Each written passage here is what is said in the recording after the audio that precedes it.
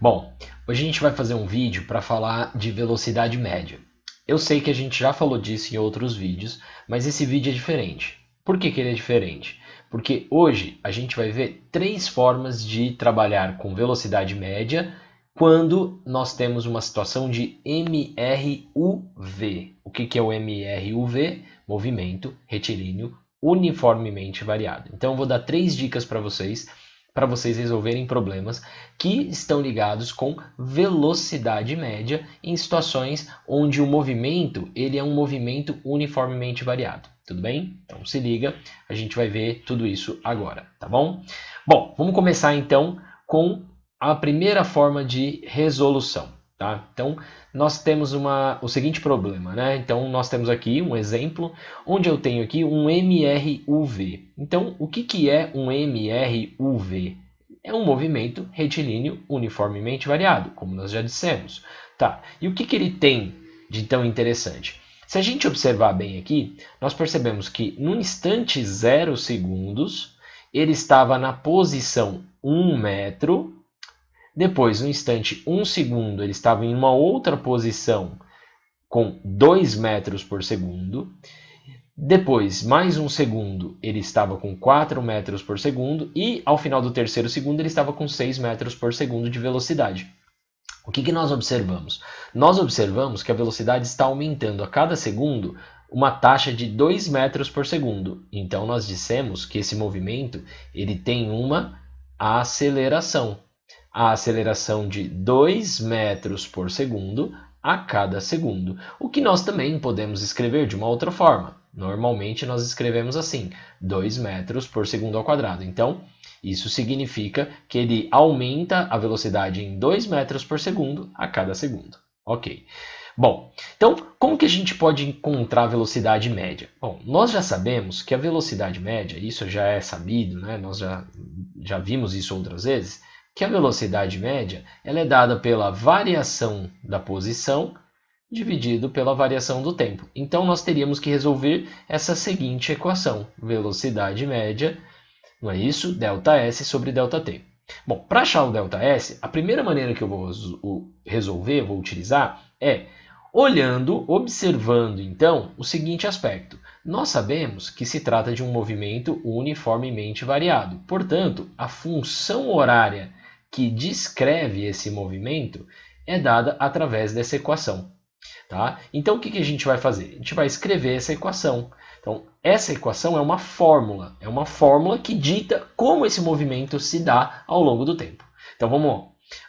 O S0 é a posição inicial, que no caso aqui a gente sabe que no início ele estava na posição 1 metro. A velocidade inicial é a velocidade que ele possuía no instante inicial. E no instante inicial ele possuía 0 metros por segundo. Então, professor, você não vai substituir nada no t? Não, porque eu quero encontrar uma fórmula que dependa do tempo, que a posição dependa do tempo. Metade da aceleração. No caso, eu sei que a aceleração é 2. Então, nós só vamos arrumar essa equação e ela vai ficar assim, ó. Professor, não tem problema colocar, né, esse zero? Né? Não, nenhum problema, tá? Não tem nenhum problema. Inclusive, eu vou até deixar aqui de um jeito, né, menorzinho para que a gente possa, que a gente consiga aqui trabalhar com isso aqui de uma forma mais organizada. Tá? O que eu acabei de fazer? Eu acabei de falar o seguinte, olha, eu sei que eu tenho que resolver isso. E para resolver isso, a gente vai ter que primeiramente escrever a função horária.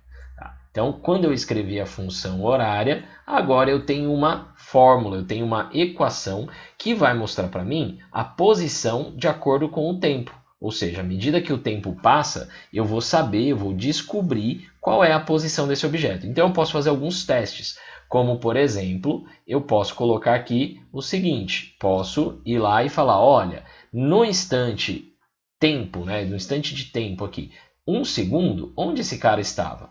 Bom, basta que eu substitua 1 aqui no t. Então, a nossa equação vai ficar 1 mais 0 vezes 1 mais 1 vezes 1 ao quadrado. Se eu resolvo essa conta, isso aqui vai dar 2 metros. Isso significa que no instante 1, a posição que ele estava ocupando era a posição de 2 metros. Bom, Quando eu penso, então, em 2 segundos, eu quero saber, então, onde esse cara vai estar daqui 2 segundos. Bom, então, se eu faço isso, essa posição vai me dar 5 metros. E eu vou fazendo isso com os intervalos de tempo que eu quero descobrir, que eu estou a fim de descobrir. Tá? Então, isso aqui vai dar 10 metros.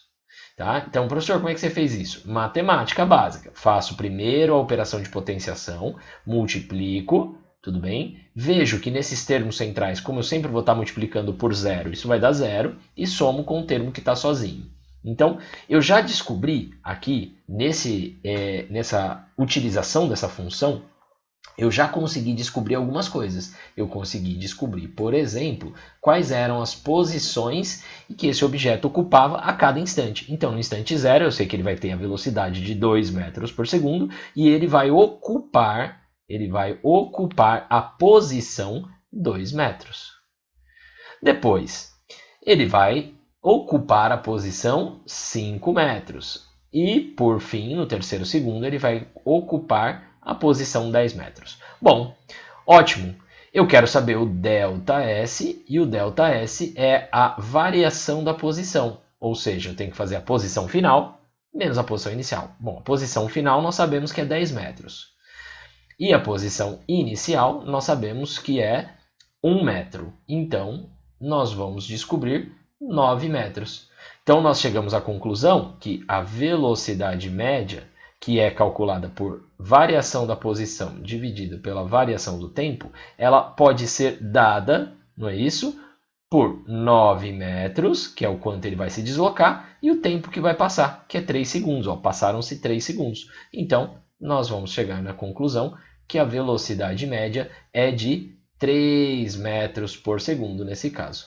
Bom, então esse é o primeiro modo da gente encontrar a variação, né, a velocidade média, né, que nós encontramos aqui. Tá? Então, esse é o primeiro modo.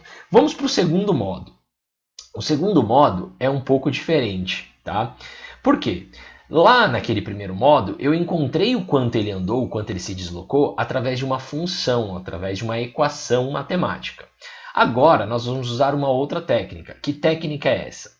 Sempre quando eu tenho um gráfico de velocidade, tá? Toda vez que eu tiver um gráfico de velocidade por tempo, e eu encontrar a área que está compreendida entre a linha do gráfico e o eixo horizontal, sempre que eu faço isso, eu vou descobrir, então, o quanto ele se deslocou. Essa área representa numericamente o quanto esse cara se deslocou. Então, uma vez que eu encontrar o valor dessa área, né, na hora que eu calcular o valor dessa área, que por acaso é um triângulo, eu vou descobrir automaticamente eu descubro a variação da posição, ou seja, o deslocamento. Então, eu consigo fazer essa conta muito simplesmente. Eu sei que a variação da posição é numericamente, tá? Então a gente fala assim que é numericamente igual à área, tá? Então vamos lá, quanto que vai dar isso aqui? Numericamente eu sei dizer que a área vale quanto? Bom, eu fiz o gráfico. Que gráfico é esse, professor? É isso aqui, ó. Eu só transportei essas informações para um gráfico, para um plano cartesiano. Olha, no instante 0 a velocidade era 0, no instante 1 a velocidade era 2, no instante 2 a velocidade era 4, no instante 3 a velocidade era 6. Transportei essas informações e vou calcular a área desse triângulo. Bom, a base desse triângulo vale 3.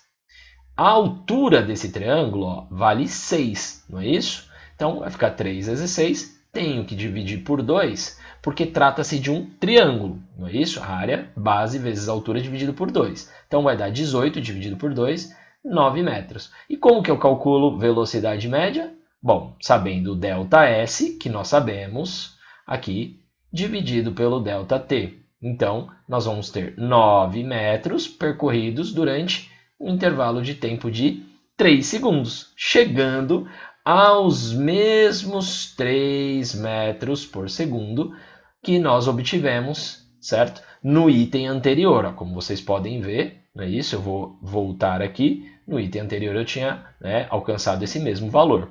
Bom, e agora vamos para o terceiro modo e talvez inédito para muitos de vocês.